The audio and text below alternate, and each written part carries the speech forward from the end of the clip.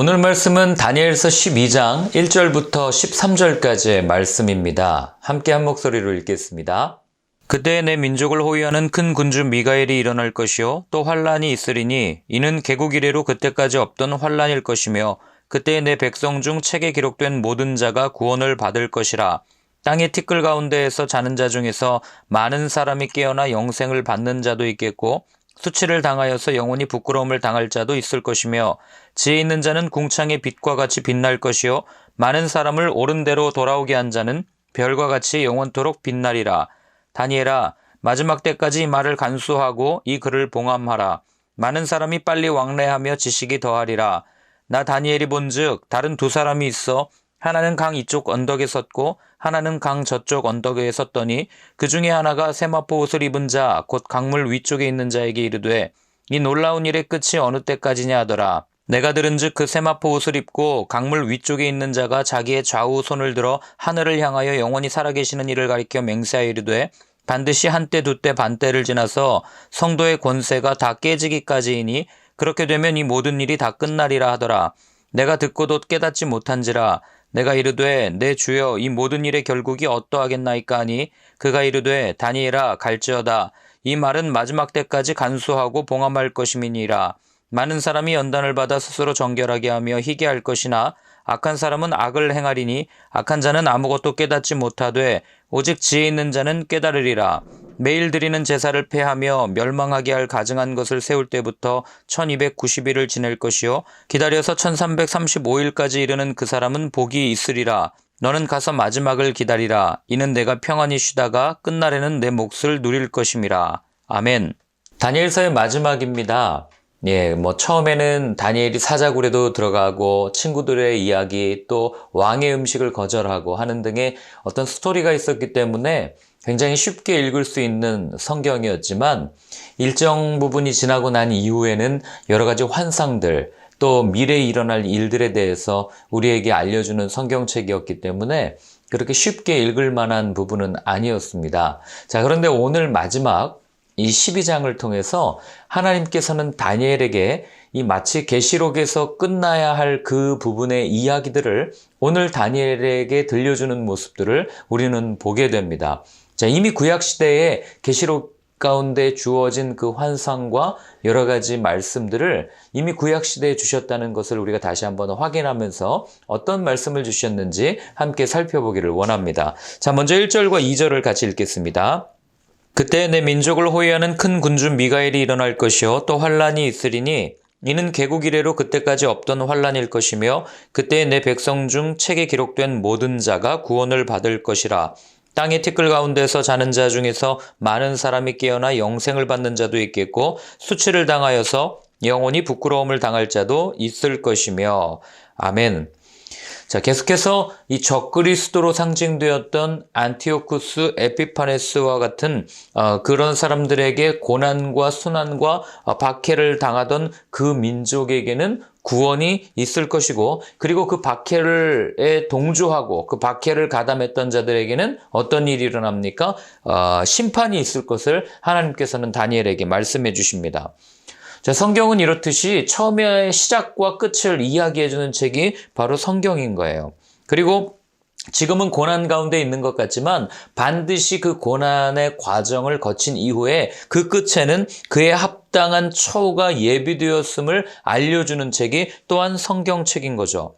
그래서 바울도 그의 편지들을 보면은 그리스도의 심판 때 그리고 하나님의 심판 때 앞에 서게 되는 날이 올 것이다라고 몇 번이나 이야기하는 것을 보게 됩니다. 그리고 예수님은 또 어떻습니까? 양과 염소로 나뉘어지는 구분되어지는 날이 반드시 있을 거다. 심판의 날이 있을 것이다 라고 우리에게 말씀을 해 주시는 거죠. 그렇기 때문에 여러분 그리스도인들이 염두에 두어야 할 것은 지금이 아니라 바로 그때라는 것이에요.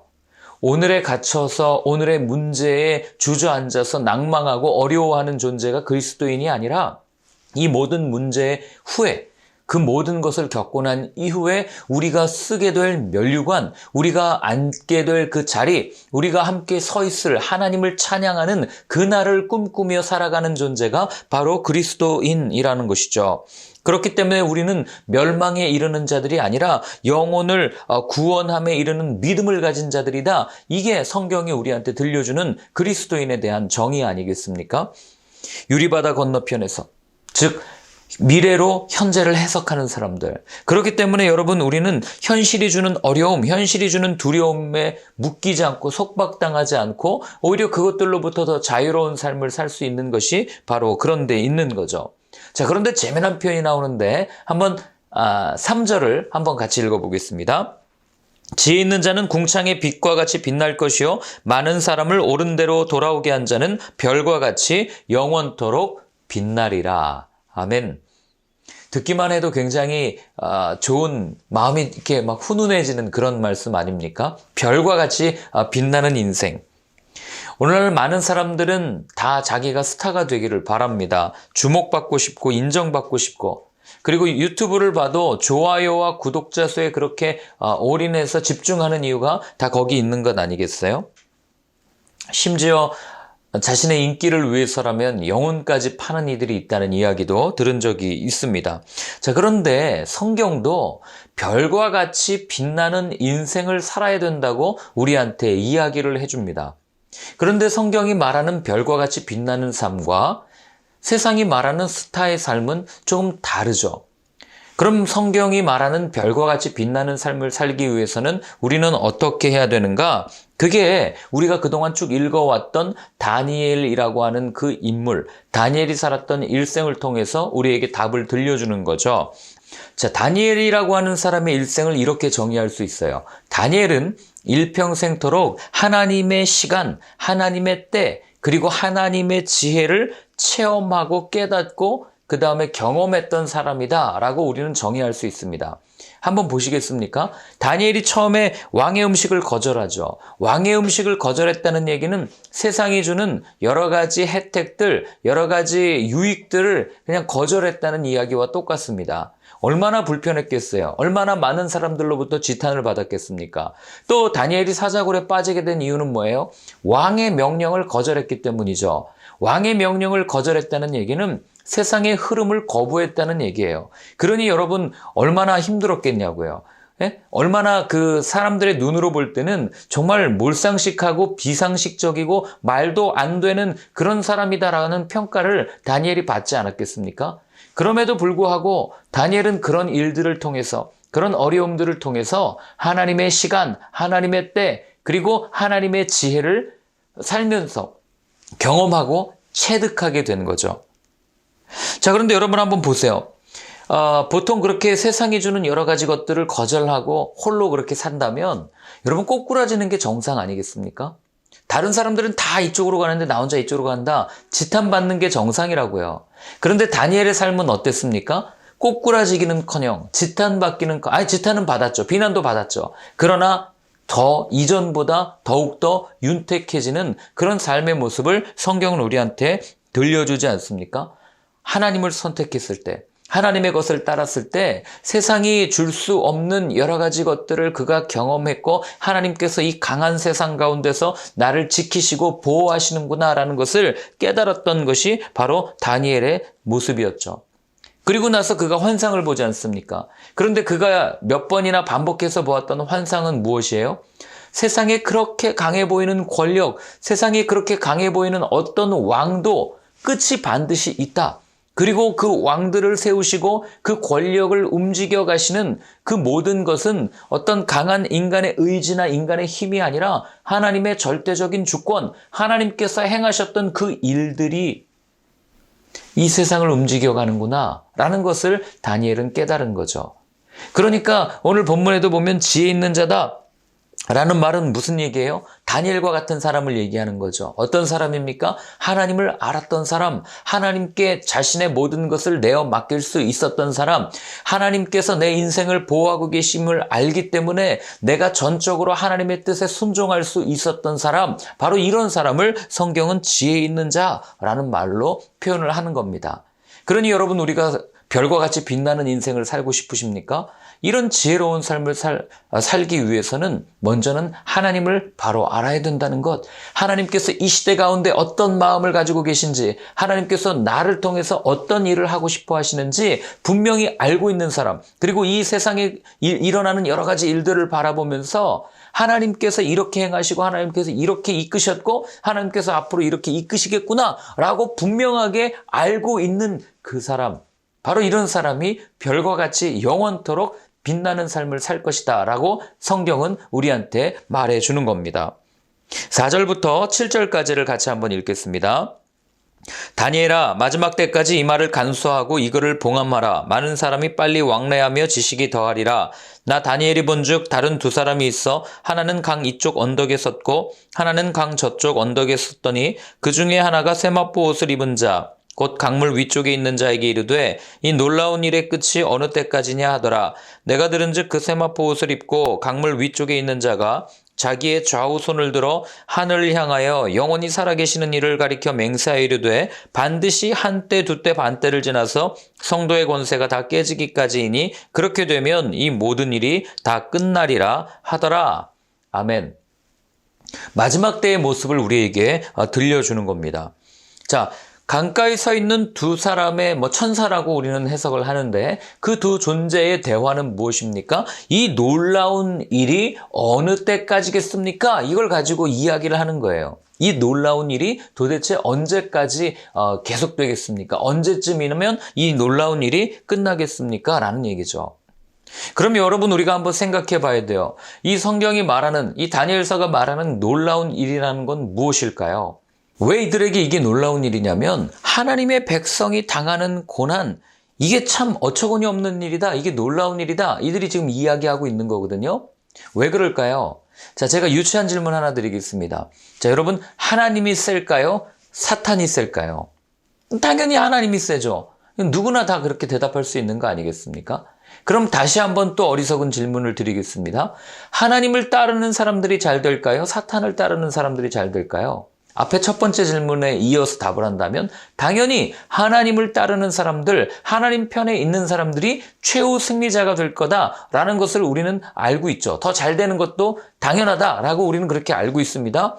그런데 그 관점을 가지고 이게 당연한 건데 이걸 가지고 세상을 딱 봤더니 어떤 일이 일어납니까? 세상 속에서는 악이 더 성공하는 거예요. 어제 살펴봤잖아요. 악이 더 형통한 거예요. 아니, 어떻게 이런 일이 있을 수 있습니까? 아니, 어떻게 사단이 하나님보다 더 강한 것처럼 그렇게 보이는 일들이, 아니, 이런 일들이 일어날 수 있겠습니까? 그러니 두 사람이 대화할 때 뭐라고 얘기합니까? 이 놀라운 일이 어느 때까지겠습니까? 그걸 지금 우리에게 묻고 있는 겁니다. 그에 대한 답은 무엇입니까? 언제까지로 되어 있어요? 성도의 권세가 다 깨어지기까지. 성도의 권세가 다 깨어지기까지. 무슨 말입니까? 예수님이 오시기 전에 성도들에게 주어질 박해와 고난과 핍박은 피할 수 있는 것이 아니라 그냥 겪어야 될 일이라는 거예요. 반드시 일어날 일이라는 겁니다. 그 일을 겪어야 성도가 다 깨어지기까지 그 아픔과 슬픔과 고난과 그 어려움을 겪어야 하나님의 능력, 하나님의 나라가 이 땅 가운데 온전히 임하여집니다. 라고 오늘 우리에게 말해주는 거죠. 그러니 여러분, 우리가 세상 속에서 예수님 때문에, 예수님의 이름 때문에 복음을 전하다가 어려움을 겪는다, 두려워할 필요가 전혀 없는 거예요. 왜요? 그건 당연한 일이기 때문에, 당연히 그렇게 일어날 일이기 때문에. 오늘 본문이 그렇게 말해주잖아요. 그렇기 때문에 여러분, 오늘날 우리가 예수 믿기 참 힘들어요. 복음 전하기 어려워요. 그럼 불평하지 마십시오. 왠지 아십니까? 우리가 앞으로 예수 믿는 게 앞으로 더 어려워지면 더 어려워졌고, 복음을 전하는 것이 더 방해하는 것이 더 심해지면 심해졌지, 지금보다 더 나은, 복음을 전하기에 지금보다 더 좋은 시대는 앞으로 오지 않을 거라는 게 오늘 본문이 우리한테 들려주는 거예요. 그러니 여러분, 바울이 얘기해요. 기회에 닿는 대로, 기회가 있을 때마다 복음을 전하십시오. 여러분, 가능하면 카카오톡이든 페이스북이든 유튜브든 뭘 통해서든 여러분들이 할 수 있을 때, 지금 기회가 주어졌을 때 복음을 전하는 것, 그게 주님이 우리에게 허락하신 삶의 모습이지, 지금은 일해서 어렵고 함께 모여서 예배드리기 어려우니까 우리 코로나가 잠깐 멈춰지고 다 같이 모일 수 있는 때 기쁨으로 예배드립시다. 기쁨으로 복음을 전합시다. 말도 안 되는 얘기라는 거예요. 그 이전으로 돌아가기 어렵지 않을까? 제 개인적인 추측입니다. 이미 마음이 갈라질 대로 다 갈라졌고 이미 우리는 여기에 익숙해져서 정말 이런 시대에 우리가 어떻게 복음을 전해야 하고 우리가 어떻게 신앙생활을 해야 하고 우리가 어떻게 그 믿음을 그 사랑을 드러내야 하는지 심각하게 고민해야 될 때, 아니 이미 고민이 시작되었다는 거죠. 세상을 보면서 여러분, 악이 더 심해졌다고, 그리고 더 살기 어려워졌다고, 복음을 전하는 게 너무너무 힘들어졌다고 그렇게 보이시면은요, 여러분 기뻐하셔야 됩니다. 왜 그렇습니까? 역설적이게도 주님께서 오실 때가 더 가까이 왔다는 그런 일이기 때문에 그렇습니다. 그렇기 때문에 여러분, 우리는 오늘을 살지만 이미 끝일을 다 알고 있는 사람들 아니겠습니까? 두려워할 필요 없이 오늘 우리에게 주어진 이 자리에서 당당하고 담대하게 복음을 선포할 수 있는 저와 여러분들의 삶이 되었으면 좋겠습니다. 자, 우리 8절부터 13절까지를 읽고 마칩니다. 함께 읽습니다. 내가 듣고도 깨닫지 못한지라 내가 이르되 내 주여 이 모든 일의 결국이 어떠하겠나이까 하니 그가 이르되 다니엘아 갈지어다 이 말은 마지막 때까지 간수하고 봉함할 것임이니라. 많은 사람이 연단을 받아 스스로 정결하게 하며 희게 할 것이나 악한 사람은 악을 행하리니 악한 자는 아무도 깨닫지 못하되 오직 지혜 있는 자는 깨달으리라. 매일 드리는 제사를 폐하며 멸망하게 할 가증한 것을 세울 때부터 1290일을 지낼 것이요 기다려서 1335일까지 이르는 그 사람은 복이 있으리라. 너는 가서 마지막을 기다리라. 이는 내가 평안히 쉬다가 끝날에는 내 몫을 누릴 것임이라. 아멘. 자, 다니엘서를 통해서 하나님께서 성도에게 주시는 마지막 권면은 무엇입니까? 너는 가서 마지막을 기다려라 라는 그런 권면을 우리에게 주시는 거죠. 어떤 모습으로 기다립니까? 계시록이 우리에게 답을 주지 않습니까? 마라나타, 주 예수여 오시옵소서. 이 땅을 심판하고 우리를 영원한 하나님의 나라로 건져내실 그 예수님을 기다리는 마음으로 너는 가서 마지막 때를 기다려라 라고 이야기하는 거죠. 그런데 오늘 본문에서 주목해야 될 건 뭐냐면요, 여러분, 구원받은 자와 버림받은 자, 즉 구원받을 영혼과 버림받을 영혼의 차이가 분명하게 드러난다는 겁니다. 자, 거기 보시면은요, 몇 절에 있습니까? 10절에 보시면 그렇게 되어 있죠.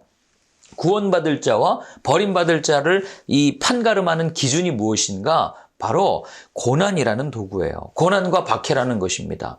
구원받을 사람에게 고난과 박해는 스스로 정결하게 하고 더 깨끗하게 하고 하나님의 그 뜻을 기다리면서 하나님의 모습이 드러나기를 바라는 그런 모습으로 산다고 이야기하지만, 버림받을 자에게 이 고난과 박해는 무엇입니까? 오히려 그런 어려움이 내게 닥칠수록, 그런 박해가 내게 임할수록 거기서 살아남기 위해서 더 발버둥치면서 더 독하게, 더 악하게 사는 모습을 우리에게 들려주는 거죠.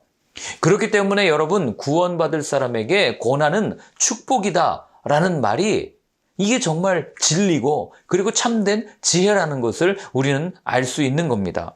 베드로는 박해를 받던 소아시아의 많은 그 성도들에게 이렇게 권면합니다. 우리 베드로전서 4장 7절과 8절인데요. 한번 같이 읽어보겠습니다.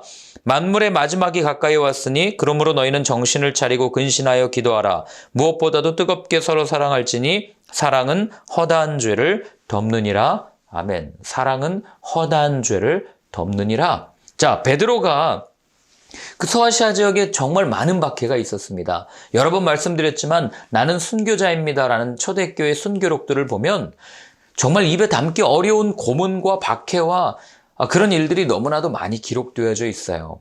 그런데 그런 현실을 사는 그들에게 베드로가 했던 권면, 베드로가 했던 이야기는 뭐냐면 두 가지죠. 마지막까지 깨어서 기도하십시오. 흔들리지 않게, 유혹에 넘어가지 않게 기도하십시오. 그리고 두 번째는 무엇보다도 서로 뜨겁게 사랑하십시오. 사랑하지 않으면요, 서로 밀고 하고 고발하면은 다 죽는 거 아니에요. 그러니 목숨보다도 더 사랑해라 라는 아주 현실적인 권면을 베드로가 하고 있는 거죠. 서로 사랑하면서 하나님의 도움을 구하는 그런 모습이 바로 기도하고 사랑하는 것 아니겠어요? 여러분, 오늘날 세상을 한번 보십시오. 어떻습니까? 정말 때가 가까이 왔다고 느껴지지 않습니까? 성경이 말하고 있는 그 마지막 때에 대한 여러 가지 일들을 우리는 뉴스에서 너무나도 쉽게 접할 수 있어요. 기근의 기근, 전쟁과 또 여러 가지 어려움들, 파괴와 그런 상황 가운데 우리는 어떻게 살아야 되겠습니까? 하나님께서 다니엘을 통해서 너는 그 마지막 때를 기다려라 라고 말씀해 주셨는데 어떤 모습으로 기다려야 되겠어요? 아까도 말씀드렸지만 우리는 앞으로 더 힘들어질 거예요. 더 어려워질 겁니다. 교회는 더 큰 박해를 받을 거예요. 그리고 진짜 교회는 정말 그 가운데 많은 모함도 받게 될 겁니다. 그때 우리는 그럼 어떻게 해야 됩니까? 오늘 있는 것처럼 이 고난과 박해는 구원받을 우리에게는 스스로를 더 정결하게 하고 깨끗하게 하는 그런 도구로 인식을 하고 주님이 어려움도 주님께서 주시는 축복임을 내가 믿습니다라고 고백하면서 더 주님 앞에 나와 기도하고 그리고 서로를 향해서 더 많이 사랑하고 더 아껴주고 이런 모습을 우리가 드러낸다면 여러분 하나님의 나라가 이 땅 가운데 더 빨리 임하지 않겠습니까? 더 빨리 임한다는 얘기는 제 바람이죠. 하나님이 정하신 때에 임하시겠지만 그런 간절한 마음으로 그렇게 기도하는 거죠. 마라나타, 오시옵소서. 이런 마음을 가지고 여러분 살아갈 수 있는 저와 여러분들의 삶이 되었으면 좋겠습니다. 오늘 저희들 한번 같이 기도할 때는요. 두 가지 기도 제목을 놓고 기도하겠습니다. 자, 먼저 첫 번째는요. 다니엘과 같이 주님 내가 지혜 있는 자의 삶을 살게 하여 주옵소서. 내가 하나님을 선택하고 하나님을 따라갈 때 하나님께서 나를 이끄시고 보호하시는 것을 날마다 경험하는 나의 삶이 되게 하여 주옵소서. 그리고 두 번째로는 이 땅에 소망을 두지 않고 하늘에 소망을 두고 서로를 바라보며 더 사랑하겠다고 결단하는 그런 나의 삶이 되게 하여 주옵소서. 우리 그렇게 한번 같이 기도하겠습니다. 하나님 아버지, 다니엘과 같이 지혜로운 삶을 살고 싶습니다. 그 지혜로운 삶은 돈을 많이 벌기 위한 지혜도 아니고 똑똑해 보이기 위한 지식도 아닙니다. 하나님을 더 많이 알고 하나님의 뜻을 알아 하나님의 마음을 깨닫고 정말 이 시대를 향한 아버지의 뜻을 담대하게 전하며 나아가는 많은 사람을 옳은 대로 인도할 수 있는 별과 같이 빛나는 그런 삶을 살 수 있도록 주님 도와주시옵소서. 하나님 하여 이 땅의 것에 소망을 두지 않고 하늘의 소망을 두며 아버지를 바라보며 십자가를 지고 날마다 묵묵히 걸어가는 마라나타 주 예수여 오시옵소서라고 간구하며 끝까지 기도하며 나아가는 서로 사랑하며 살아가는 저희 모두의 삶이 될 수 있도록 주님 도와주시옵소서. 이제는 십자가에서 우리에게 영원한 아버지의 나라를 허락하여 주신 예수 그리스도의 크신 은혜와 하나님 아버지의 사랑과 성령의 인도하심이 다니엘처럼 하나님을 붙들고 끝까지 하나님과 함께 동행하며 하나님께서 지켜주시는 그 모든 보호하심을 누리고 지혜롭게 별과 같이 빛나는 인생으로 살겠다고 다짐하는 모든 분들 머리 위에 이제로부터 영원까지 늘 함께하여 주옵시기를 간절히 축원하옵나이다. 아멘.